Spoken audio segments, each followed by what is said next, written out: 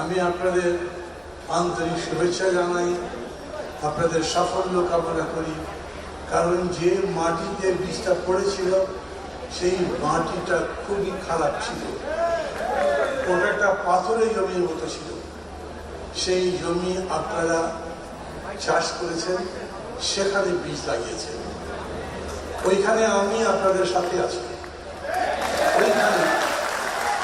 ওইখানে সামনের সারিতে যারা বসে আছেন তারা ফখরুল ভাই, মোস্তফা জামাল হায়দার ভাই, সুব্রতদা, আরো কাউকে কাউকে দেখেছি, এরা সবাই মিলে একটা বিরাট রক্তপাত হয়েছে, দেশটা বদলেছে, বদলাতে শুরু করেছে এবং আমরা সবাই মিলে এই দেশ বদলাতে চেষ্টা করছি।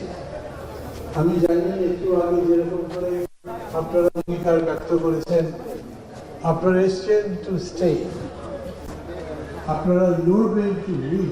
নুরতাজে অর্ডার করে জিতে নিন গাড়ি, বাইক, আইফোন সহ কোটি টাকার পুরস্কার। অর্ডার করতে ভিজিট করুন nurtaj.com। বিশ্বাস করি বাংলাদেশ হলো অসম্ভব সম্ভবের দেশ।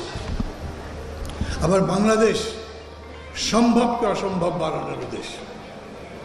রাজনৈতিক সিদ্ধান্ত যদি ভুল হয়, কর্মপদ্ধতি যদি যথাযথভাবে বাস্তবায়ন করা না যায়, তাহলে অনেক বড় সম্ভাবনারও মৃত্যু হয়।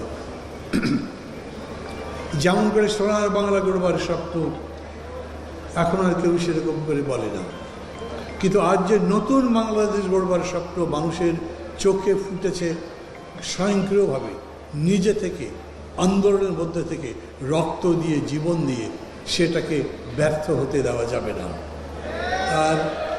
আর এটার সাফল্য নির্ভর করছে এখন কেবল আবেগে নয়, রাজপথের লড়াই নয়, যুদ্ধের ময়দানে নয়। এখন এটার সাফল্য নির্ভর করে আমরা কত যোগ্যতার সাথে, কত সঠিকতার সঙ্গে এই দেশকে গড়তে পারি। দেশ পরিচালনার সামনের দিকে নিয়ে যাওয়ার দায়িত্ব এখন অন্তর্বর্তী সরকারের হাতে, যেহেতু তারা ক্ষমতায়। কিন্তু এটা ঠিক, এরা অভিজ্ঞ নন, এরা রাজনীতির মধ্যে পড়ে দেশকে গড়বার কাজে অভিজ্ঞ নন।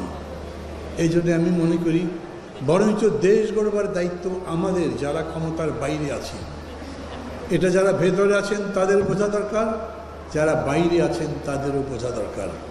তা নইলে এত বড় সংকটের মধ্যে একটা সরকারি নির্দেশে যারা 100টা পণ্যের উপরে হঠাৎ করেই ট্যাক্স দিতে পারে, ভ্যাট দিতে পারে, যারা টিসিবির ট্রাকে করে একেবারে নেহাইতে নিরন্ন বুভুক্ষ মানুষের অন্ন যোগাবার যে পদ্ধতি সেটা বন্ধ করে দিতে পারে, বুঝতে হবে তারা খুবই থিওরি দিয়ে চলে।